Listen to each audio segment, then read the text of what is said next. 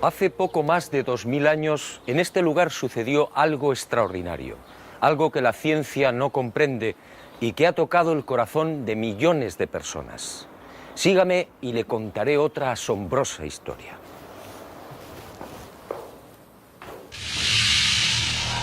Todo empezó con el ajusticiamiento de un hombre. Fue brutalmente torturado. Fue azotado.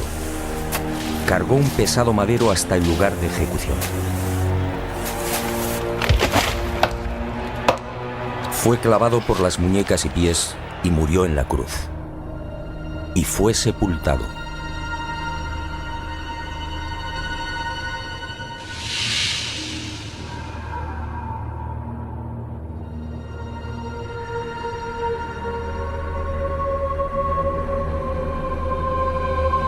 Y sus restos fueron envueltos en un lienzo de lino.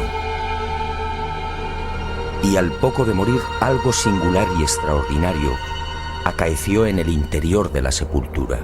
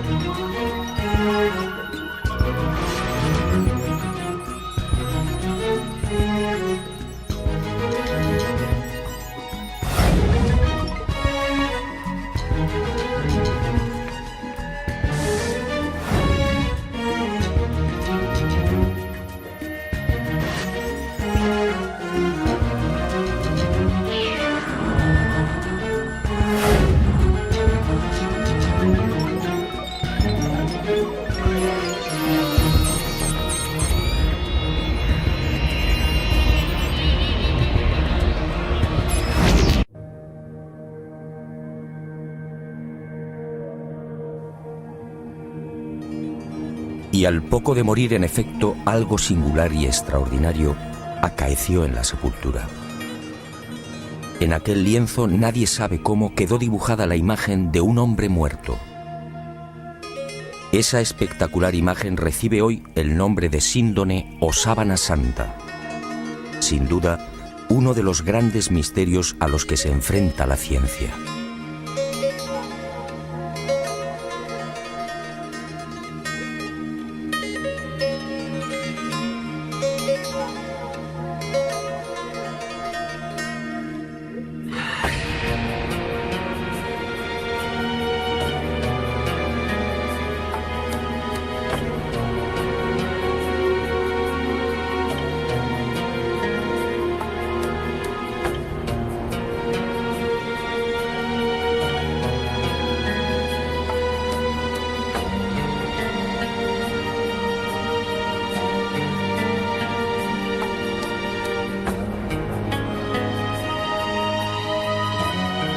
Tras aquel enigmático y trascendental suceso que los creyentes en Jesús de Nazaret identifican con la resurrección, el lienzo de lino desaparece y se ve envuelto en toda clase de leyendas y rumores.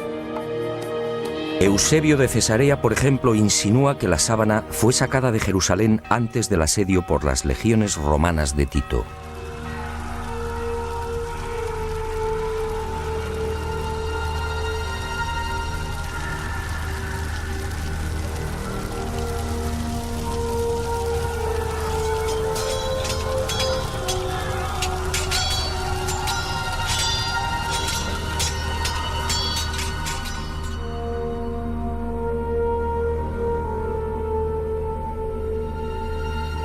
y los discípulos del Maestro pudieron ocultarla en la ciudad de Pela, al este del Jordán.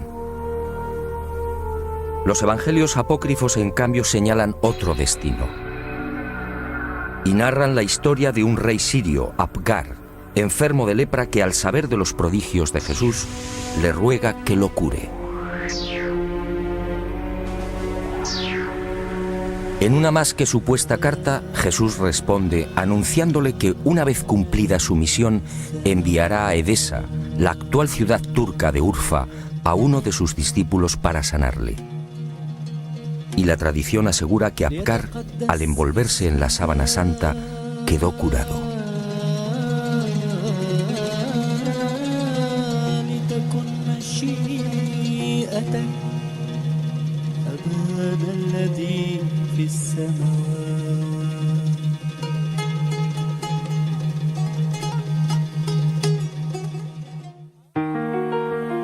Al margen de estas leyendas, lo que parece más probable es que el lienzo terminara saliendo de Jerusalén por simples razones de seguridad.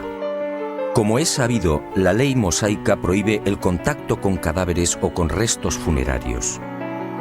Este era el caso de la sábana santa.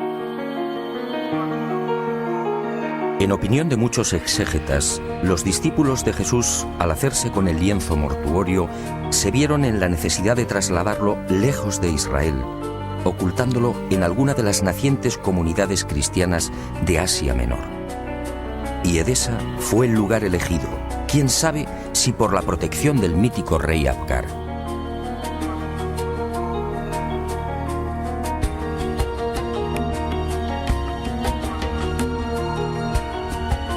Esa misma leyenda asegura que uno de los hijos de Apgar V, al hacerse con el poder, retornó al paganismo, persiguiendo a los cristianos de Edesa. Y la sábana fue escondida en el interior de la muralla, sobre la puerta occidental. Después, durante siglos, silencio.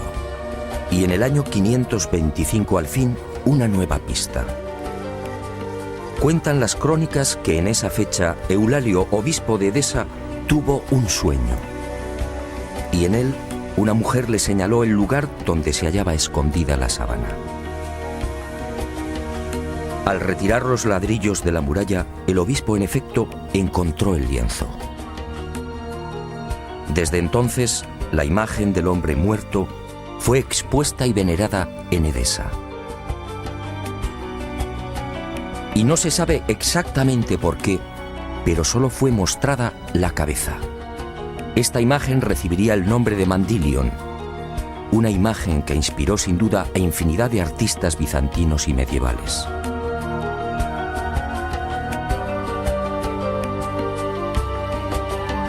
Y durante 400 años el lienzo permaneció en Edesa, pero su fama llegó hasta los confines de la cristiandad. Y en el año 944 el supersticioso emperador de Bizancio, Romano Lecapeno, tomó la decisión de apoderarse del Mandilion. Suponía que así, con la sábana en su poder, obtendría la protección divina. Y un poderoso ejército rodeó Edesa. La sagrada reliquia una vez más sería causa de muerte y sufrimiento. Finalmente, Edesa se rindió y el Mandilion entró triunfante en Constantinopla. Era el 16 de agosto del 944. Allí, en la iglesia de Santa María de Blanquernas, fue expuesta a los fieles todos los viernes. Robert de Clary, soldado y cronista de la mal llamada Cuarta Cruzada, dejó testimonio de ello. Había en Constantinopla, entre otros, un monasterio que se llamaba Nuestra Señora Santa María de Blanquernas, donde se conservaban las síndones en que nuestro Señor fue envuelto, que cada viernes se mostraba vertical, de modo que se podía ver bien la figura de nuestro Señor. Y de nuevo la guerra y el fanatismo religioso silenciaron el ya arduo peregrinaje de la sábana. En la noche del 9 al 10 de abril de 1204, los cristianos atacan Constantinopla. La ciudad arde y la síndone desaparece. No existen documentos que certifiquen su nuevo destino y los nuevos propietarios, pero todo señala a los caballeros templarios como los custodios del lienzo, al menos durante un siglo. No es ningún secreto que la Orden del Temple se funda, entre otras razones, para tratar de reconquistar Tierra Santa y, sobre todo, para poner a salvo determinados símbolos y objetos religiosos. Entre los más importantes, el cáliz de la Última Cena, el Arca de la Alianza y, sobre todo, la Sábana Santa.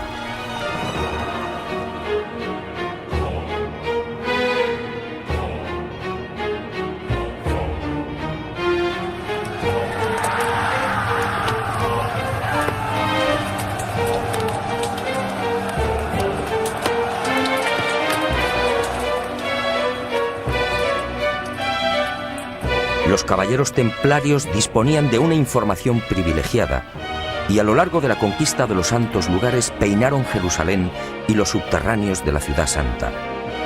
En especial, los túneles y cámaras secretos de lo que fue el primero y segundo templos de Salomón. ¿Encontraron lo que buscaban? En mi opinión, nunca hallaron el Santo Grial o el Arca, pero sí la Sábana Santa.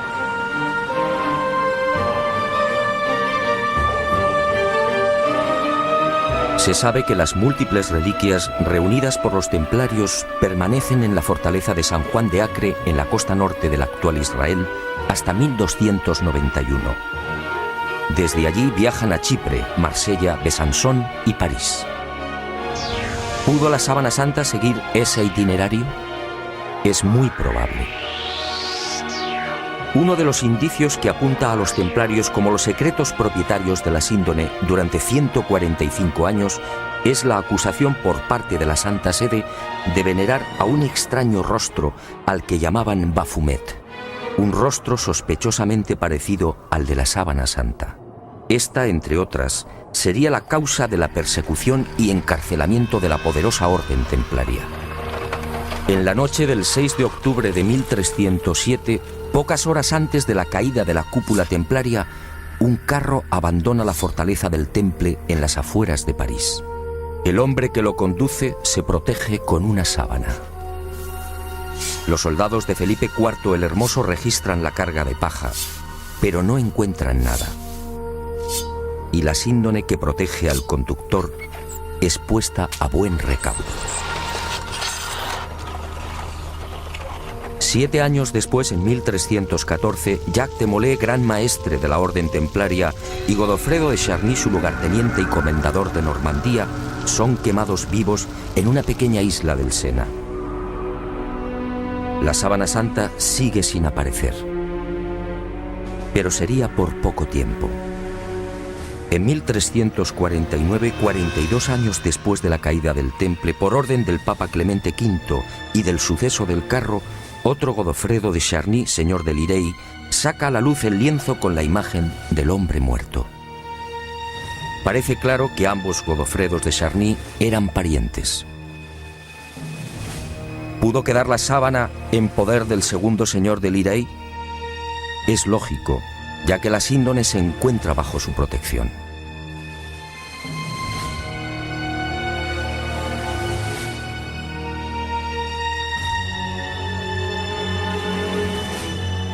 Y el sagrado lienzo es expuesto de nuevo a la veneración pública. Pero el azaroso peregrinaje de la síndone no ha terminado. Unos 60 años más tarde, en 1415, Margarita de Charny, nieta de Godofredo y casada con el señor de San Hippolyte-sur-le-Duc, retira la sábana de la colegiata de Lirey. Tiene miedo a los pillajes que ha generado la Guerra de los 100 años. Y el lienzo es trasladado al castillo de San Hippolyte. Al enviudar, la pésima situación económica de Margarita le obliga a exponer la sábana, obteniendo así algunos dineros.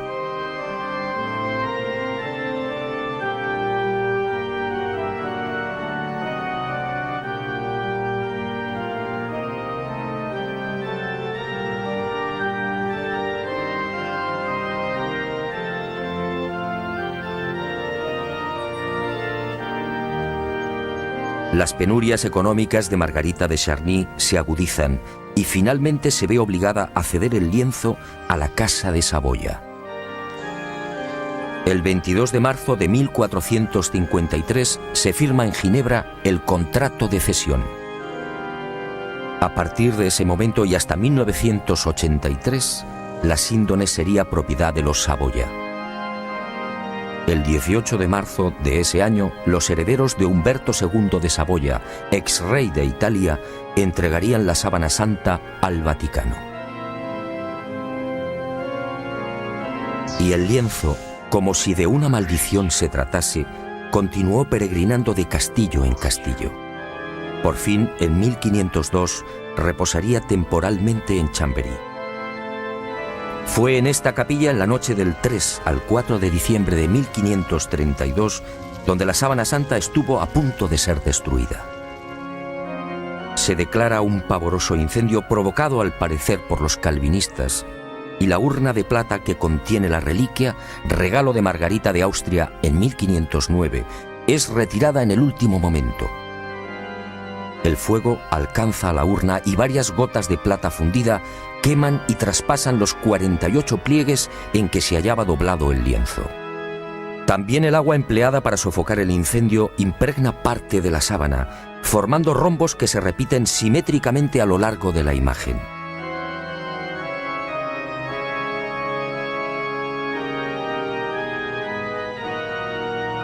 Y las monjas clarisas de Chambéry remiendan los desperfectos y cosen un forro en la parte posterior del lienzo.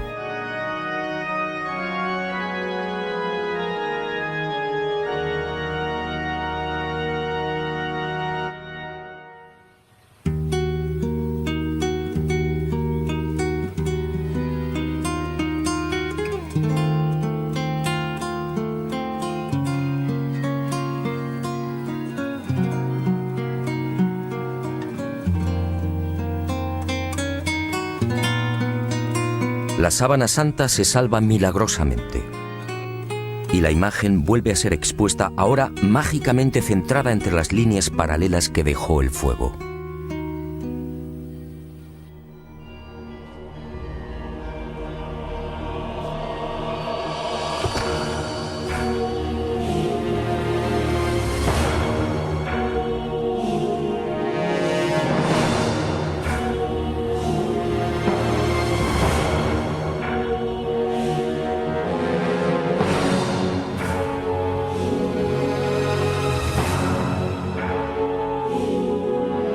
Y el peregrinaje de la síndone toca a su fin. En 1578 se declara una epidemia de peste en Milán. San Carlos Borromeo, entonces cardenal de la ciudad italiana, hace una solemne promesa. Si desaparece la peste, caminará hasta Chambéry arrodillándose ante la síndone. La epidemia remite y el cardenal se dirige a Francia. Pero la Casa de Saboya, propietaria de la reliquia, se apiada de Carlos Borromeo y para evitar que cruce los Alpes traslada la sábana santa a mitad de camino entre Milán y Chambéry. Y el 8 de octubre de ese histórico 1578, el lienzo ingresa en la Catedral de Turín. Un siglo después, en 1694, pasaría a la capilla diseñada por Guarini y allí ha permanecido hasta nuestros días.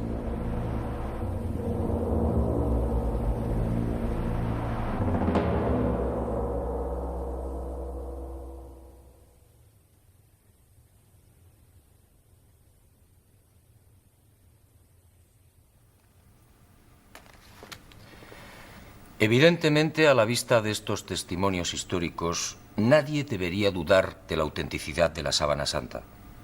Aún así, en septiembre de 1988, una noticia conmocionó al mundo. El carbono 14 arrojó una datación sorprendente. El tejido analizado, según dijeron, era medieval. Y los científicos situaron la época de su elaboración entre los años 1260 y 1390. Esto, de ser cierto, significa sencillamente que la imagen del hombre muerto es una falsificación.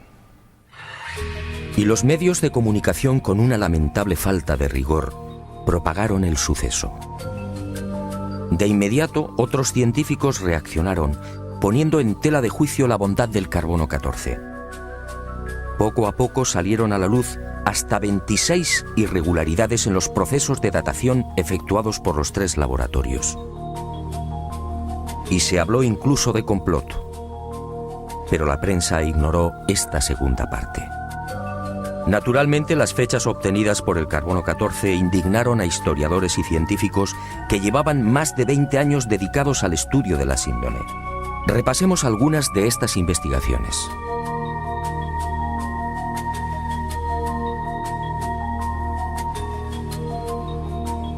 El fotógrafo turinés Secondo Pia recibe el encargo de la Casa de Saboya de tomar varias imágenes de la Sábana Santa. Son las primeras fotos de la síndone. Al revelar las enormes placas, el fotógrafo queda perplejo. Los negativos en realidad son un positivo. Y el mundo contempla por primera vez el auténtico rostro y la imagen real del hombre muerto. La síndone, por tanto, es un negativo fotográfico. ¿Había fotógrafos en los siglos XIII y XIV? Un primer grupo de expertos examina la síndone y toma muestras de los hilos de lino. Nuevas sorpresas. No hay pintura, tintes ni pigmentos. Nadie se explica la formación de la imagen. El profesor Raes del Instituto de Tecnología Textil de Gante analiza estos hilillos y descubre con el microscopio la presencia de fibras de algodón. En Europa no se tejió el algodón hasta finales del siglo XV. La síndone, además, fue tejida a mano y con una textura denominada espina de pescado, una modalidad que llegaría al viejo continente en ese mismo siglo XV. El lienzo, en definitiva, según Gilbert Raes, es idéntico a los confeccionados en el Medio Oriente en el siglo I. Y surge otra inevitable pregunta. ¿Cómo se las ingenió el falsificador de los siglos XIII o XIV para introducir en la urdimbre unas fibras de algodón todavía desconocidas en Europa? Médicos y antropólogos examinan también la figura del hombre muerto. Lo que ven les llena de admiración. Aquel varón de claro perfil caucásico fue un atleta. Altura 1,81 metros. Perímetro de la caja torácica 99 centímetros. Longitud de las piernas 94 centímetros. Extremidades superiores 82 centímetros. Altura de los hombros, medida entre los puntos acromiales, 45 centímetros. Perímetro máximo de las rodillas, 42 centímetros. Peso total alrededor de 80 kilos. Peso aproximado del cerebro, 1.492 gramos. Rostro estrecho, con rasgos semíticos. Raza blanca. En suma, un ejemplar casi perfecto de una extraordinaria belleza.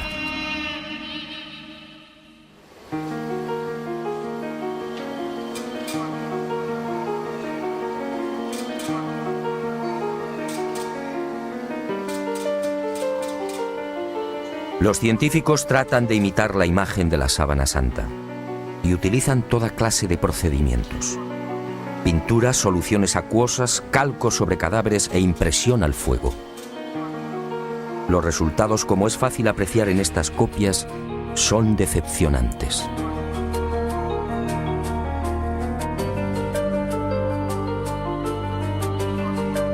Ninguna de las imágenes obtenidas presenta la belleza, serenidad y perfección del hombre muerto. La duda sigue en el aire.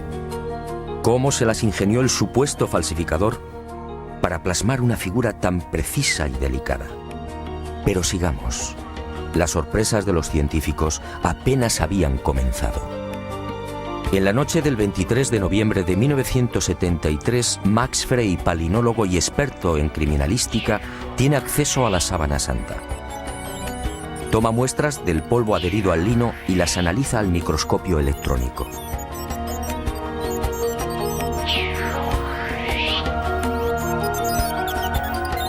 Entre los hilos del tejido fueron apareciendo ejemplares de polen de plantas típicamente palestinas. La asuera fue una de las primeras. Después llegaron otros pólenes de la flora halofita que creció en el Negev y en los estratos sedimentarios del lago de Genezaret hace 2000 años. Plantas hoy extinguidas cuyos pólenes fueron arrastrados por los vientos hasta la ciudad de Jerusalén. Y allí quedaron prisioneros entre los hilos de la síndone.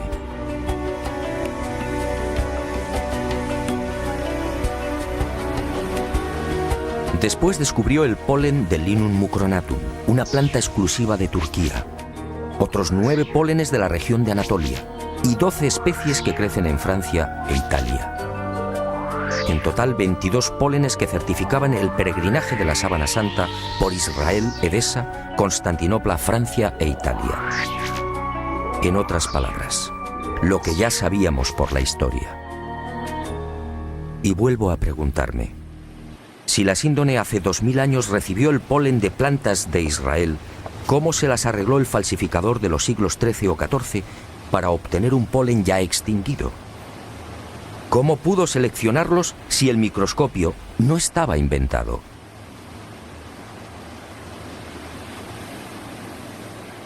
Los descubrimientos de Max Frey, en efecto, hablan por sí mismos. La presencia del polen debería de haber sido más que suficiente para silenciar a cuantos negaban la autenticidad de la síndone. Pero el carbono 14 siguió eclipsando estos aplastantes hallazgos científicos. Tampoco era de extrañar al tratarse de la supuesta imagen de un dios. Si la síndone hubiera contenido la figura de Napoleón o de Ramsés II, el enigma se habría zanjado rápidamente. También en 1973 se llegaron a otras no menos interesantes conclusiones. En la sábana santa no hay un solo indicio de putrefacción. ¿Cómo era posible? Si la imagen era el resultado de la aplicación a la tela de moléculas orgánicas, bien de origen natural o artificial, ¿cómo explicar que el intenso calor generado por el incendio de Chambéry no hubiera modificado su color? Incluso las zonas que estuvieron en contacto con las gotas de plata fundida conservan la misma tonalidad y densidad que el resto. De haber sido una falsificación, esas regiones aparecerían claramente alteradas y descoloridas. Y la ciencia prosiguió su espectacular avance. En octubre de 1978, un nutrido grupo de científicos tuvo acceso a la síndone. Era el proyecto STURP, la mayor parte perteneciente a la NASA. Y la sábana santa fue sometida a una minuciosa y amplísima batería de experimentos científicos. Los resultados, una vez más, impresionaron a los especialistas.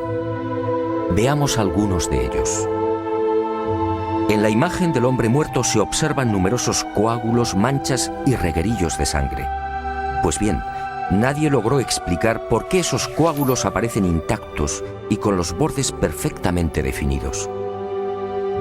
Si aceptaban la hipótesis del robo del cadáver, dichas manchas tendrían que haber sufrido las lógicas roturas y desflecados.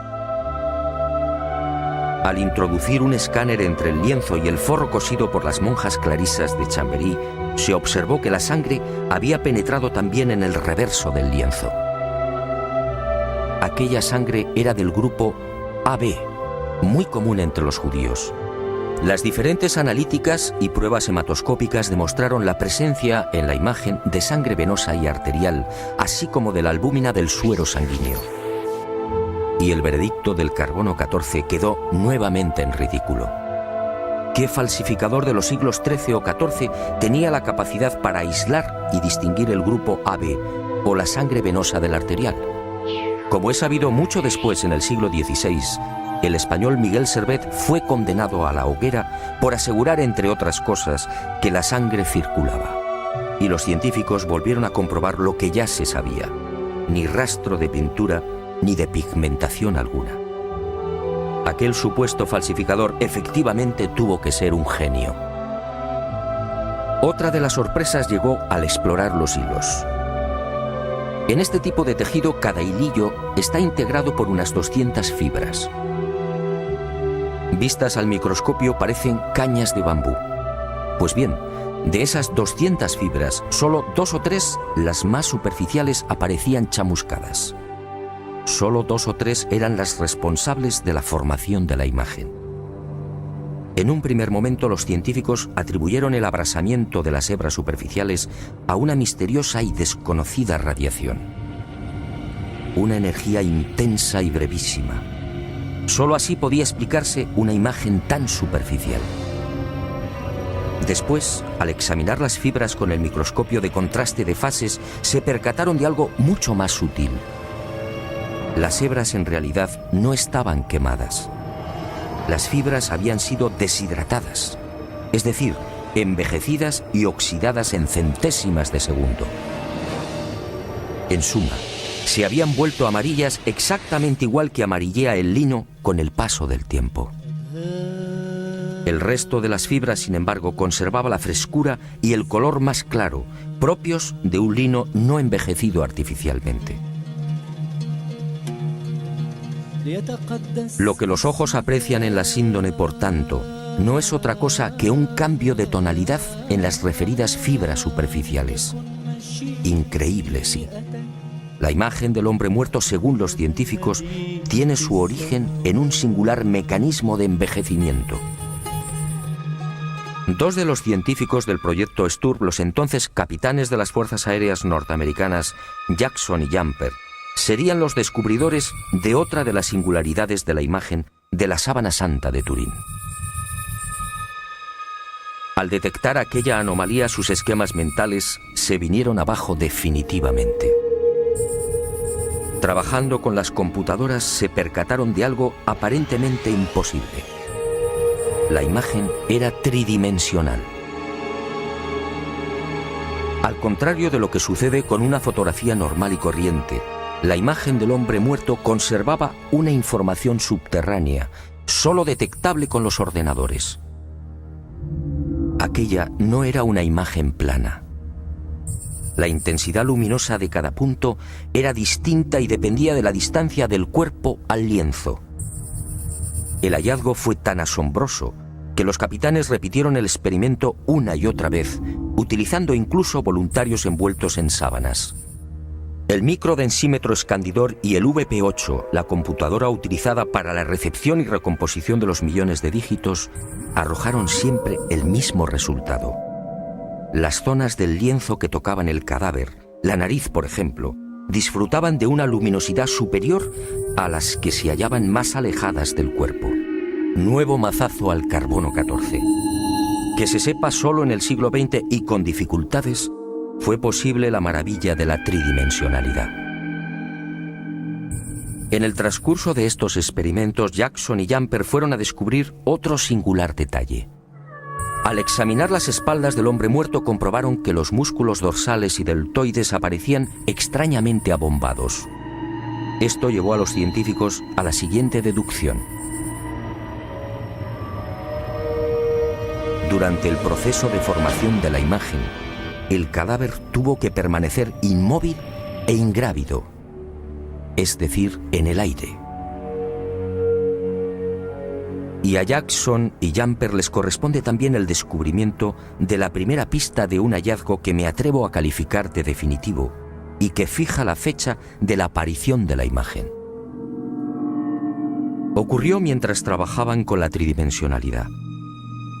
De pronto, sobre los ojos descubrieron dos círculos. ¿Se trataba de monedas? Esa justamente era la costumbre judía en los enterramientos próximos al sábado. Los párpados del difunto eran cerrados y sobre ellos se depositaban sendas monedas. Al poco, el padre Filas, jesuita norteamericano, redondeó el descubrimiento. Sus pesquisas entre los más destacados numismáticos dieron fruto.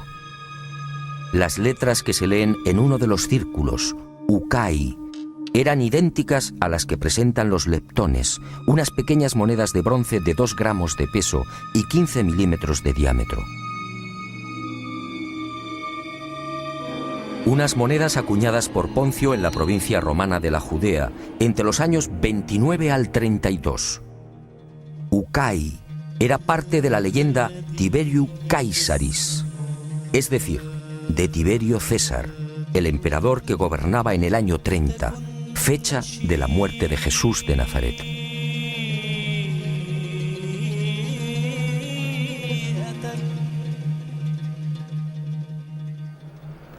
Como hemos visto, hay argumentos y pruebas científicas que demuestran sobradamente la autenticidad de la sábana santa. Alguien hace 2000 años, en aquel sepulcro, manipuló el tiempo e hizo desaparecer el cadáver. Una medida tan respetuosa como inteligente. ¿Imagina usted lo que habría sucedido si la humanidad hubiera conservado los huesos de Jesús de Nazaret?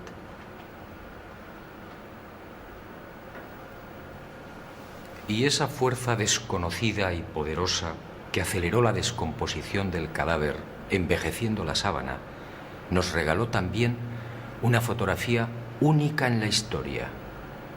Una imagen que recuerda el horror padecido por aquel hombre. Sígame y se lo mostraré.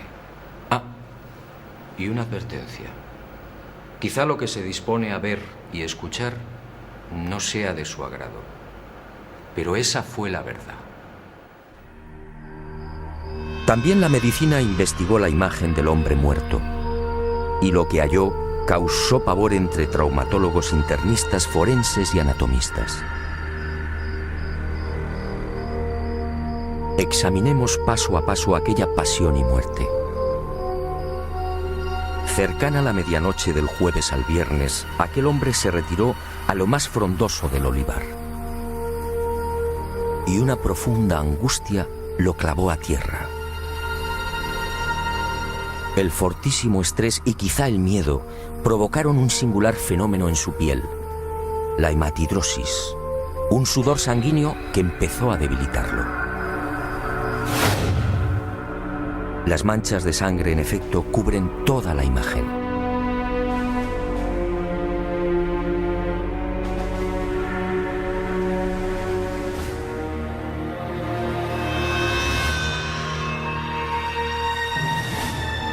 Y al estudiar el rostro, los médicos descubrieron otro detalle aterrador.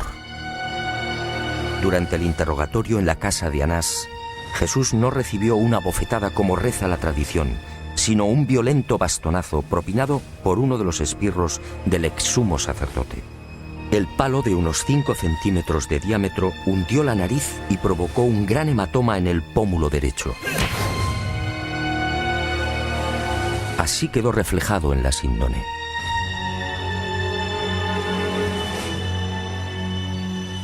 Pero lo peor estaba por llegar. Al examinar las imágenes frontal y dorsal, patólogos y forenses palidecieron.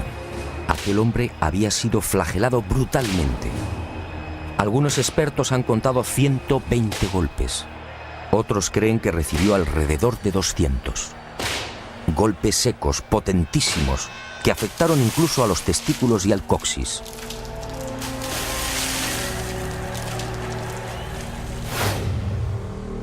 Golpes diabólicamente estudiados que no afectaron a la zona del corazón, evitando así la muerte prematura del reo.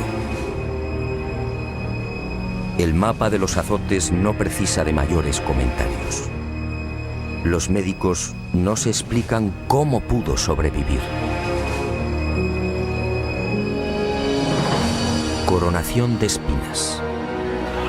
La soldadesca romana de la fortaleza Antonia fabricó un casco con la Potherium spinosum, una zarza muy abundante en Palestina. Un matorral armado de púas rectas y en forma de pico de loro, de hasta 6 centímetros de longitud. Y el yelmo fue encajado sin piedad en la cabeza del hombre, afectando a nuca, cuero cabelludo y frente.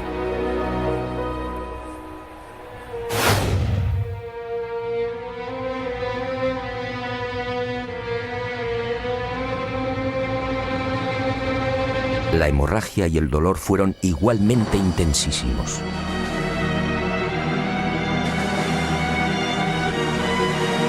Minutos después, maltrecho, debilitado y febril, el reo se vería obligado a cargar sobre los hombros el madero transversal de la cruz, el patibulum, un tronco áspero y agresivo de unos 35 o 40 kilos de peso.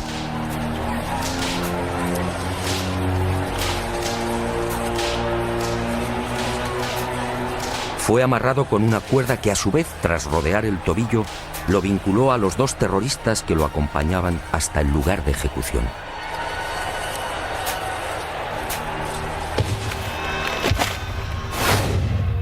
Y en esos 500 o 600 metros, la tortura de las caídas, los violentos impactos del rostro contra las piedras, las rodillas destrozadas, los dientes quebrados y los mechones de barba arrancados por los soldados al intentar levantarlo. La imagen de la Sábana Santa es fría y certera.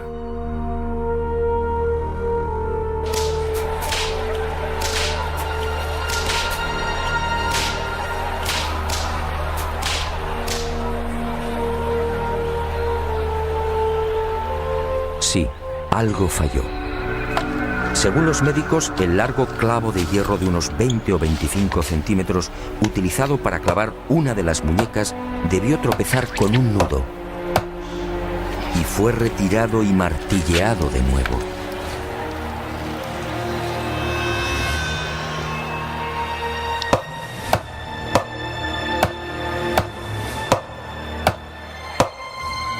El hombre de la sábana fue atravesado no por las palmas de las manos, sino por las muñecas, bien por el llamado punto de Destot o por la articulación radiocubital inferior. Los clavos rozaron el nervio mediano y provocaron la contracción de los dedos pulgares. Por eso no aparecen en la síndone.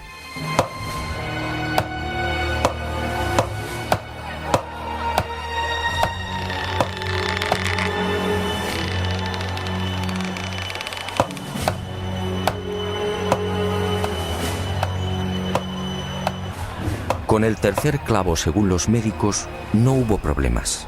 Entró limpiamente cosiendo ambos pies al madero vertical. Y la pierna izquierda permaneció flexionada. Así aparece en la imagen de la síndone como consecuencia del rigor mortis. El final se acerca y el suplicio va alcanzando unos límites difíciles de imaginar. El reo necesita respirar. Para ello solo dispone de un sistema: apoyarse en el clavo de los pies y alzarse a pulso milímetro a milímetro, con la ayuda de los clavos que perforan las muñecas. El corazón bombea desesperadamente, alcanzando hasta 180 pulsaciones por minuto. A los 10 o 12 minutos, pérdida de conocimiento. Pero el hombre se recupera. Nueva lucha para obtener un poco de oxígeno. La tetanización gana la batalla. Las piernas quedan inutilizadas. Ahora solo puede alzarse con el auxilio de las muñecas y músculos de los hombros. El cataclismo es generalizado. Finalmente el corazón se rompe. La agonía se ha prolongado durante hora y media. La medicina, perpleja, sigue muda.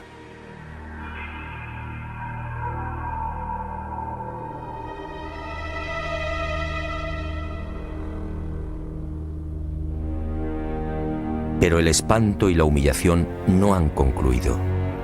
Uno de los soldados alancea el costado derecho del crucificado. Los médicos exploran la síndone y se muestran de acuerdo. Al recibir la lanzada, el hombre ya estaba muerto.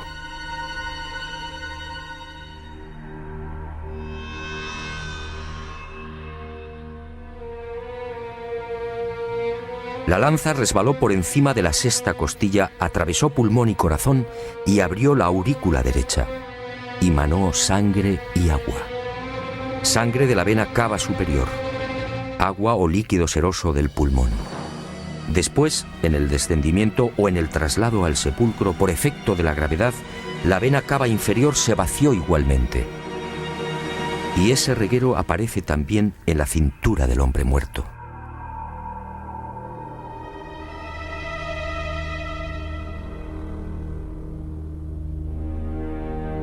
Y llegamos a una de las preguntas clave. ¿Quién era este hombre? ¿Se trataba de Jesús de Nazaret? Los especialistas en cálculo de probabilidad matemática han sido rotundos. Según Paul de Gail, ingeniero y jesuita francés, la posibilidad de que no fuera Jesús es de 1 contra 225.000 millones. En palabras del médico italiano Tino Zeuli, esta probabilidad es la misma que tiene una piedra de convertirse en pájaro y salir volando.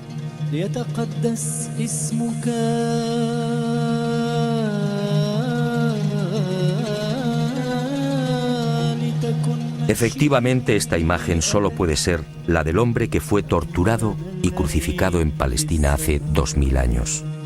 Jesús de Nazaret. Y ahí surge una nueva y escalofriante posibilidad. Algún día, a no tardar, la ciencia estará en condiciones de extraer de la sangre de la Sábana Santa una muestra de ADN. Entonces el mundo podría asistir a la clonación de aquel hombre muerto. La clonación de Jesús de Nazaret. Decenas o cientos de cuerpos físicamente idénticos al del Maestro.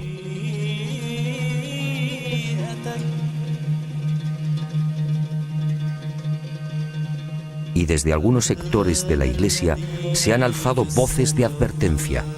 Atención, mañana el mundo podría comerciar con el cuerpo del Galileo. ¿Será esa la razón por la que algunos tratan de destruir la Sábana Santa o de reducirla a una falsificación de la Edad Media?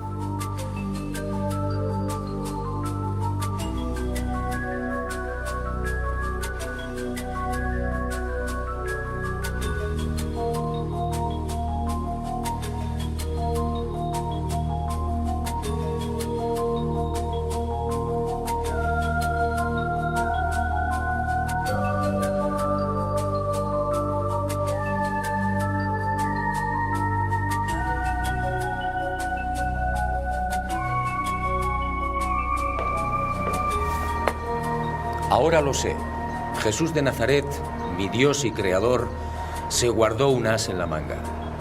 Un as para los escépticos, el as de la resurrección.